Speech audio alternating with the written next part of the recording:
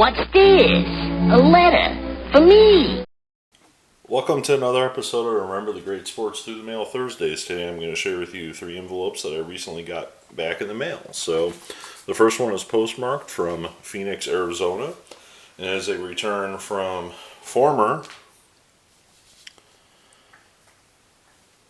player/manager Pete Mackanin on 1, 2, a third minor league card, and a fourth minor league card. So let me tell you a little bit about Pete Mackanin and his playing career in baseball, as well as his career as a manager in baseball. Pete Mackanin grew up in the Chicago area and attended Brother Rice High School in Chicago, Illinois, and was drafted by the Washington Senators in the 4th round of the 1969 draft. Mackanin was a shortstop, second baseman, and third baseman, so utility infielder basically most of his career. And at just 17 years old, Mackanin was assigned to the Washington Senators Rookie League and appeared in 45 games in 1969. He would work his way up through the Senators/Texas Rangers. See, this is the second round of Washington Senators before they moved to the modern era Texas Rangers. And in 1973, the Rangers would give Mackanin a call up to the major leagues, where he would appear in 44 games for the Rangers at 21 years old. The following year, in 1974, Mackanin spent almost the entire season in AAA for the Rangers, only appearing in 2 games for the Rangers that year. At the conclusion of the 1974 season, he was sent to the Montreal Expos in a trade for Willie Davis. He would play a couple seasons for the Montreal Expos, and actually he would spend 3 seasons with the Montreal Expos, and in 1978 the Expos delegated him to the minor leagues. Well, the Philadelphia Phillies claimed him off of waivers in 1978, and he appeared in 5 games for the Phillies to finish out the year. In 1979 he would only appear in 13 games for the Phillies. After the 79 season, the Phillies would then trade him to the Minnesota Twins. And in 1980, his first year at the Twins, he appeared in 108 games playing for the Twins. In 1981, he would be relegated back to splitting part-time duty, appearing in 77 games by the Twins. The Twins would let him go after the 1981 season, and he would re-sign with the team that drafted him, the Texas Rangers. The Rangers, however, did not bring him up to the majors, and he spent the 1982 and 83 season strictly in AAA for the Rangers. In 1984, he would sign with the Chicago Cubs, but again, he stayed in the minor leagues in AAA the entire year for the Chicago Cubs. After the 1984 season, he then retired from baseball as a player and then got involved in coaching. Mackanin would coach throughout his career at various levels. He would coach for the Chicago Cubs, among other teams, throughout his minor league career. And these 2 are minor league cards of him in the Cubs system. He would also be, as you can see, one of the coaches in the senior league. Not a player, but the manager of the senior league team for a couple seasons, or at least a season. And he would continue his career in baseball as both a coach and a scout, a person in player development, or as a manager. Well, as a coach, in the major league levels, he coached with his former team, the Montreal Expos, from 1997 to 2000. Then he would move to the Pittsburgh Pirates and be a coach with them from 2003 to 2005, including a stint as their manager.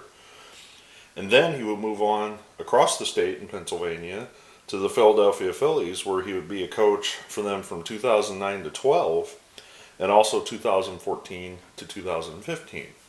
Well, with his time with the Phillies, he actually helped manage them after the departure of Ryne Sandberg in 2015. So from 2015 to 2017, Mackanin was the manager of the Phillies. After the 2017 season, his contract as manager was not renewed. However, he was offered a job within the organization elsewhere.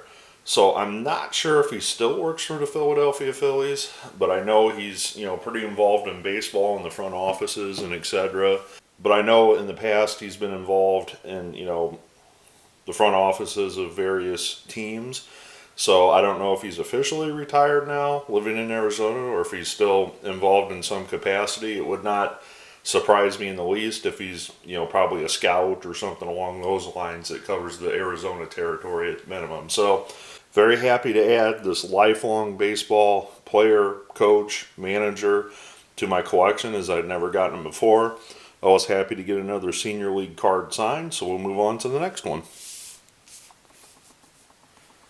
Alright, so this next one is postmarked from Florida, and it is a return from former Tigers / Cardinals / Yankee / just about everybody in baseball. No, I'm just kidding. Pitcher Dave LaPoint. And LaPoint was a left-handed pitcher that I guess you would say is the definition of a journeyman pitcher. He did have some stints for some teams for quite a little while. I mean, he had pretty good success with the St. Louis Cardinals, but after his first stint with the Cardinals, and I say yes, first stint because he played for them twice, he actually kind of bounced around quite a bit throughout his career. So let me tell you about Dave LaPoint and his playing career in baseball. Dave LaPoint, a New York native, was drafted in the 10th round by the Milwaukee Brewers in the 1977 draft and worked his way up through the Brewers minor league system when he first made his first appearance at just age 20 years old, pitching for the Brewers in 1980. He appeared in just 5 games that year with the Brewers, and then after the season concluded, he was shipped to the St. Louis Cardinals in that famous deal that sent Ted Simmons and Raleigh Fingers to the Milwaukee Brewers. He was part of that deal that sent him to the St. Louis Cardinals for those 2 future Hall of Famers. With St. Louis, his first year, he only appeared in 3 games that year, primarily spending most of his time in the minor leagues. However, in 1982, he would be called up to the major leagues, and he would be a long reliever spot starter, starting 21 games for the Cardinals with the 42 that he appeared in, posting a 9-3 record and a 3.42 ERA, eventually helping lead the Cardinals to a World Series championship, ironically, against the Milwaukee Brewers, the team that traded him. The following year, in 1983, he was appointed the Cardinals starter and started 29 of 37 games that year for them, posting a 12-9 record. The next year, in 1984, he would post a 12-10 record for the Cardinals, starting 33 games for the team in 1984. Well, after the 1984 season, the Cardinals would decide to ship him to the San Francisco Giants, and that again would land the Cardinals slugger Jack Clark from the San Francisco Giants. With the Giants, LaPoint would not find his form, and he actually struggled, only winning 7 games and posting 17 losses for the Giants in 1985. After the 85 season, he would be traded along with Matt Noakes to the Detroit Tigers to get the services of Juan Berenguer from the Detroit Tigers. He wouldn't spend a very long time in 1986 with the Tigers, as on July 9th, the Tigers would trade him to the San Diego Padres for Mark Thurmond. Well, after the season concluded, he would then be released by the San Diego Padres. Well, during that offseason, he would return to St. Louis, where he had his most success at that point, and the Cardinals signed him to a major league deal. However, he only spent half of the season in 1987 with the Cardinals before they decided to trade him to the Chicago White Sox. After finishing out the 1987 season with the White Sox would bring him back from 1988. However, he wouldn't spend the entire year with the White Sox in 1988. He would be traded on August 13th to the Pittsburgh Pirates for Barry Jones. He would then finish out the season with the Pittsburgh Pirates and then would eventually sign with the New York Yankees during that offseason. He would spend his time with the Yankees in 1989 and 1990, starting 20 games and 28 games respectively, having records of 6-9 and 7-10 through 1990. After the 1990 season, the Yankees decided to release him from his contract, and he signed with the Philadelphia Phillies early in April of 1991.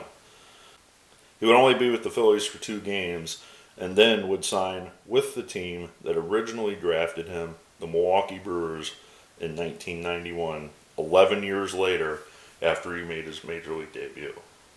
Well, the homecoming of the Brewers did not last long, as he didn't appear in a game for them, and they actually released him in June of 1991. He would then sign with the Chicago Cubs, but would never pitch a game as he could not bounce back from some injury issues. Well, after his playing career finally went to the end, he decided to get involved in coaching. He coached in various independent leagues, coaching for the Adirondack Lumberjacks, the Bridgeport Bluefish, the Long Island Ducks, and the Rockland Boulders. And I'm not sure that he's still involved in coaching, but I know he was in those independent leagues for many, many years. So very, very happy to add Journeyman Dave LaPoint's autograph to my collection. This is one of those guys that he was a lefty, so he got a chance to be looked at by multiple major league teams. Not a bad career, that he put together, basically 11 seasons off and on in the major leagues, over 11-year time span. So very happy to add his autograph to my collection, and we'll move on to the next one.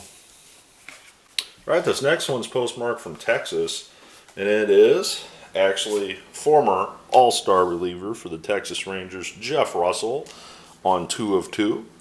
Mr. Russell requires a small donation, so if you do write Mr. Russell, sometimes he signs 1 or 2 for free, but he also most of the time requests that you give him a donation, so definitely keep that in consideration if you're going to write him. So let me tell you about Jeff Russell and his career in baseball.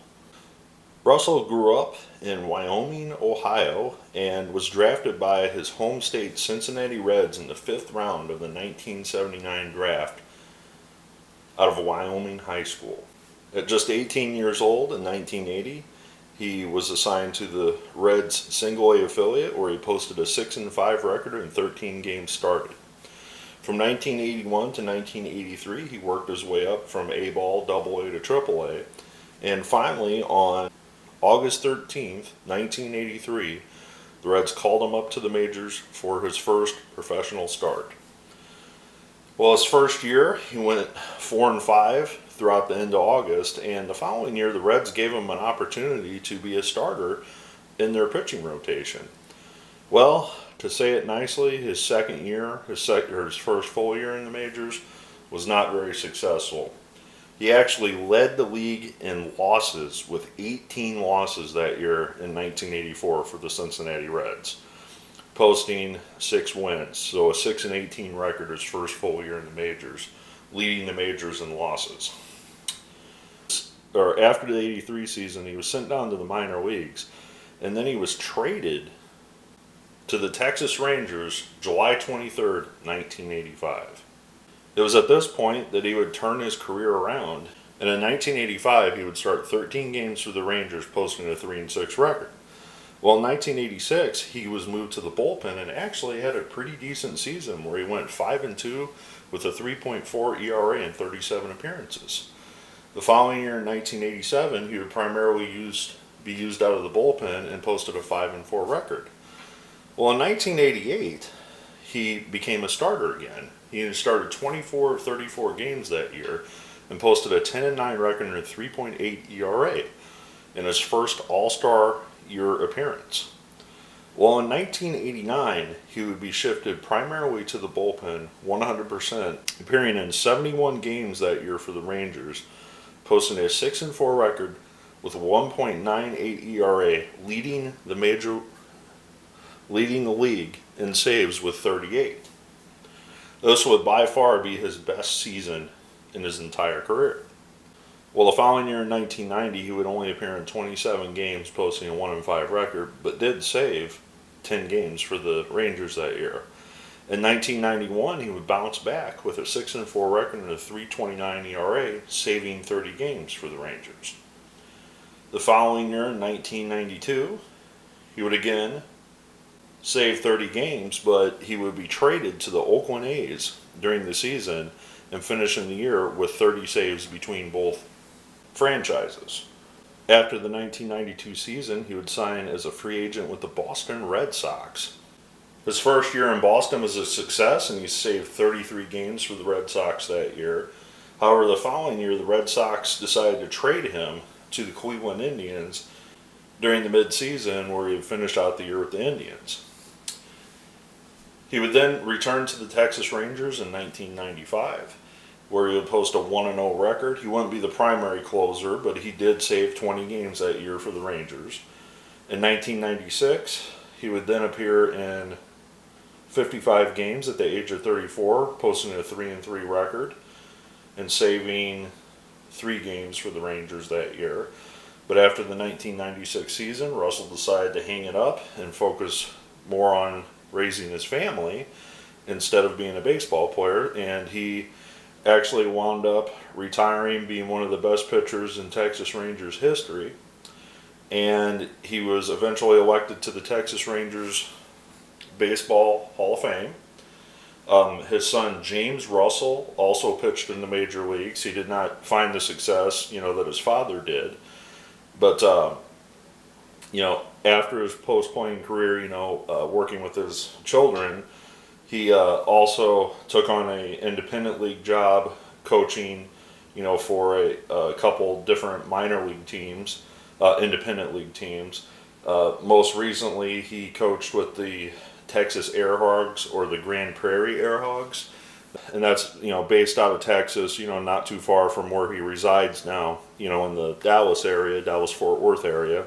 So Russell's one of those guys that he struggled really early on in his career, and he had a rejuvenation kind of about in the midpoint of his career, and must have worked with the right pitching coach or something along those lines, because he turned it around from being a guy that really struggled in the majors to being one of the top relief pitchers, including an all-star and the World League's Relief Man of the Year in the major leagues. So very happy to add Mr. Russell to the collection. Very happy to add Dave LaPoint to the collection, and on a couple 91 Fleers for both of them. Very happy to add another Senior League card and Pete Mackanin to the collection. Move these down so you can see them a little bit better. I want to thank you for taking the time to watching another episode of Remember the Great Sports and learning about some players that you may not have known about. All three of these guys are pretty readily available card-wise, with the exception of Mackanin. His major league cards kind of stopped in the early 1980s. However, if you have cheap minor league sets, he's in a lot of those, so those can be tracked down probably just as easy as his vintage cards. But thank you for watching another episode. I look forward to your comments below, and as always, happy collecting.